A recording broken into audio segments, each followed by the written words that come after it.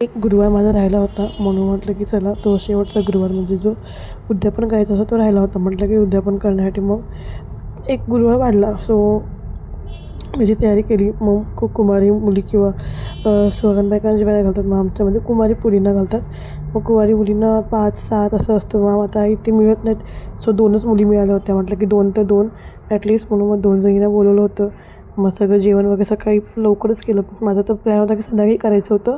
But त्या मुली जाणार होते बाहेर म्हणून म्हटलं की चला आपण लवकरच करून घेऊया. सकाळी आपण पण फ्री होऊन जाऊ.